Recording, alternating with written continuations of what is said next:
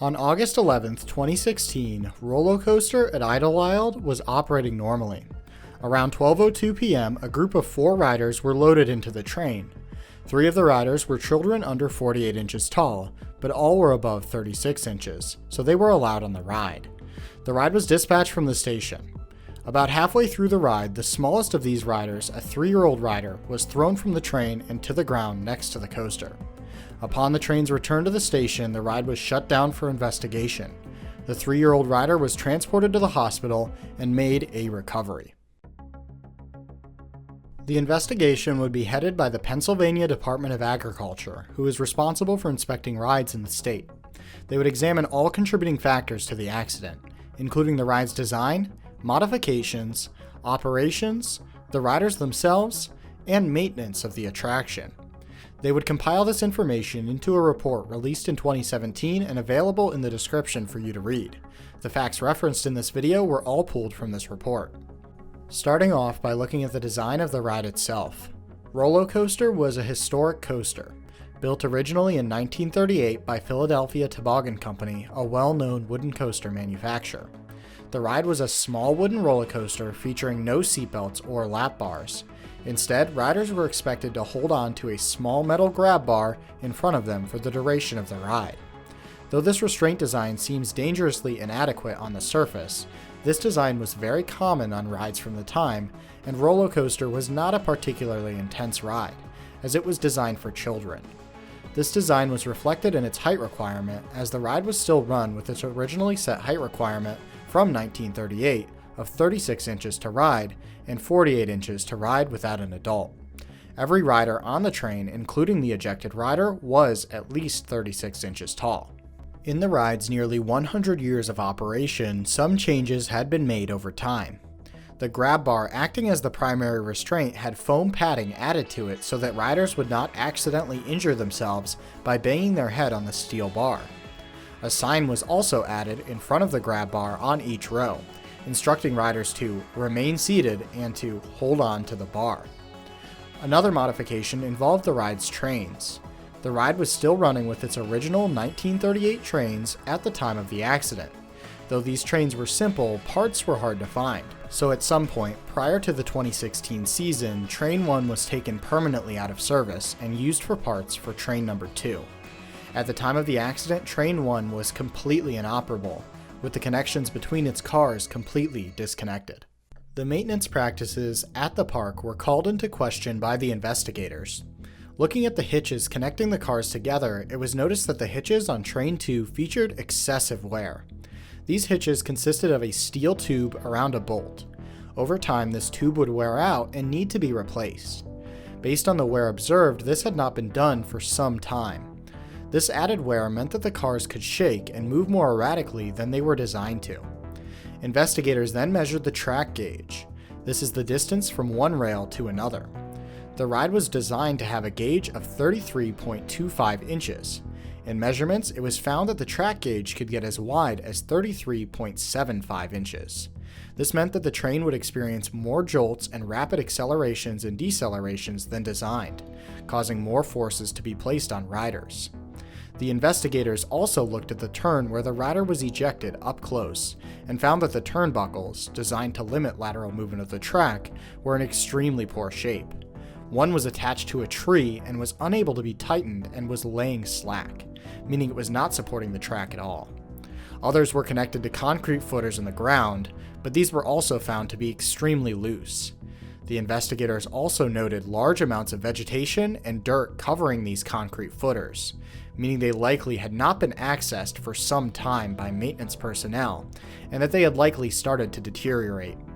They also observed several footers in this area and noticed that many of them were also buried, with wood exposed directly to the dirt. After observing this, the inspectors suspected that the turn where the rider was ejected was not able to support a fully loaded train properly. To test this, they loaded Train 2 with sandbags to simulate riders and observed the turn where the rider was ejected. In tests, they saw this area moving significantly more than designed. They noticed that this movement was also present in the track itself, as wear on the track itself showed that the track was sliding laterally when a heavy train passed over it. Finally, investigators ran the sandbag-loaded Train 2 with an accelerometer and confirmed that the ride was experiencing a large lateral G-force spike of up to 2 Gs at the point where the rider was ejected. This meant that the lack of maintenance performed on the ride had led to the development of a rough spot that subjected riders to strong lateral forces, much stronger than the original restraints were designed to counter.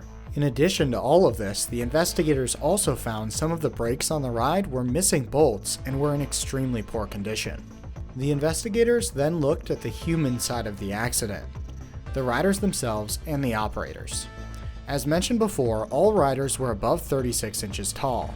However, 3 of the riders were under 48 inches tall.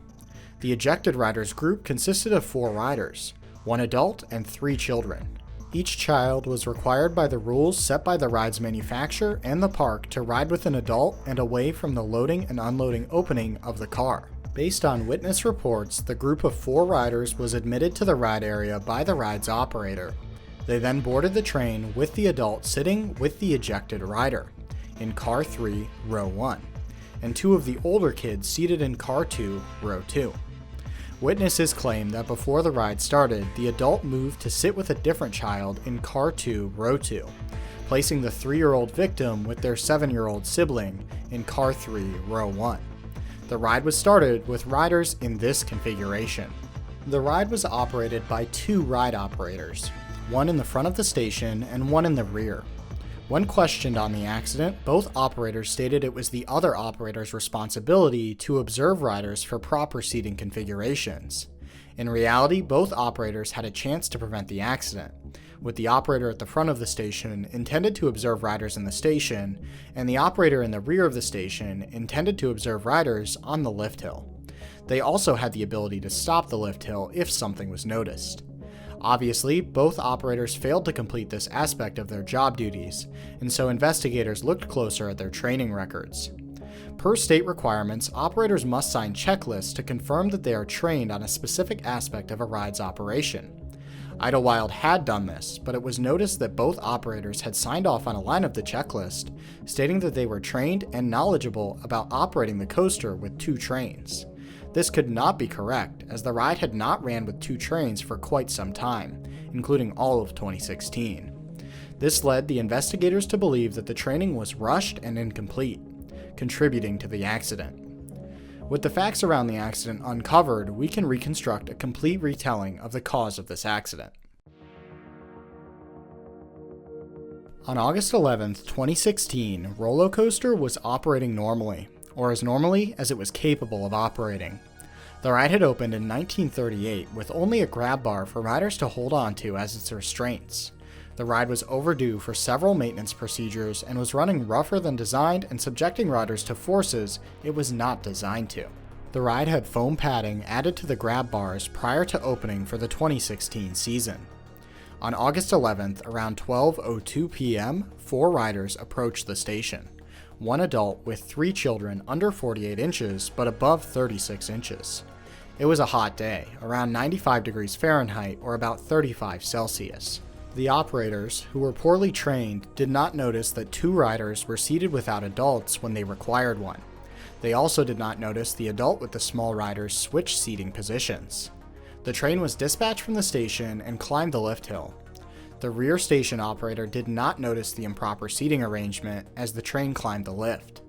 The train detached from the lift hill and began to traverse the track. As the train approached the turn to return back to the station, the on-ride photo camera snapped this photo, showing the 3-year-old rider holding onto the grab bar with their arms rather than their hands, as the foam padding was too large for them to hold onto with their hands. As the ride traversed the turn, the poor maintenance practices caused a sudden jolt of 2 lateral Gs. This caused the 3-year-old rider to be ejected from the train, hitting a fence and landing on an asphalt service road. The train returned to the station and the ride was shut down for investigation. The 3-year-old rider was taken to the hospital and was able to make a recovery. Investigators would cite several problems with the ride as contributing to the accident. They would also create a list of changes that needed to be implemented if the ride was to reopen. They found that there was no primary cause of the accident. Instead, there was a list of contributing factors. First, the ride operators failed to notice the improperly seated riders, allowing 2 children over 36 inches but under 48 inches to ride together. They cited the lack of a secondary restraint, such as a seatbelt.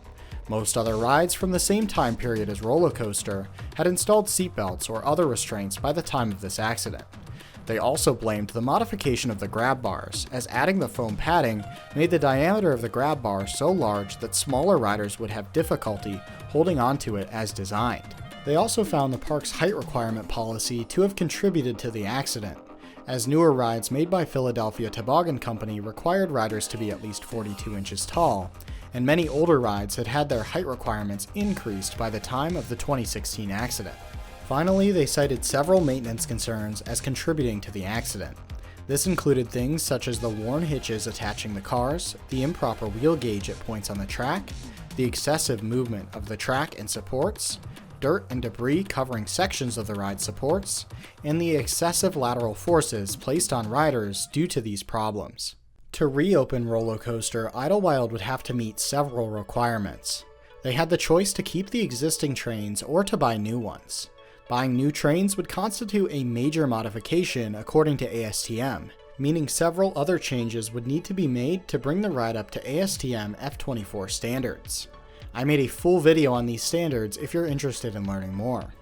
Regardless of if they got new trains or not, they would have to have the ride inspected by a professional engineer who would determine changes needed for the ride structure, design, and trains for it to operate safely, and to implement these changes. They would also have to overhaul their ride operator training program to reduce the risk of accidents happening and implement a ride operations auditor position to check that ride operators were retaining knowledge from this training. They would also have to consult with Philadelphia Toboggan Company as to what the height requirement for the ride should be, with the state recommending that the height requirement be raised to 42 inches to ride alone and 48 to ride without an adult. The state also stipulated that if the old trains were to be reused, they would need to be modified with some kind of manufacturer-approved secondary restraint, like a seatbelt, in addition to any other modifications recommended by a professional engineer. Idlewild would opt to replace the trains altogether, buying new trains from Philadelphia Toboggan Company that featured standard lap bars. This was a major modification per ASTM requirements, so the rest of the ride also had to be modified to conform with this standard. This included the addition of large blockers on the side of the train to prevent riders from reaching out and touching the wooden handrails next to the track. Without these blockers, the ride would not meet ASTM clearance requirements. The ride would also raise its height requirement to 42 inches. The ride can still be found operating at Idlewild Park today. Thanks to these changes, millions more will get to experience this classic coaster safely. Thanks for watching this episode of What Really Happened. If you'd like to learn more about the ASTM standards that govern ride design, check out this video. The accident report from this accident can be found in the description if you would like to learn more. Thanks for watching, and see you next time.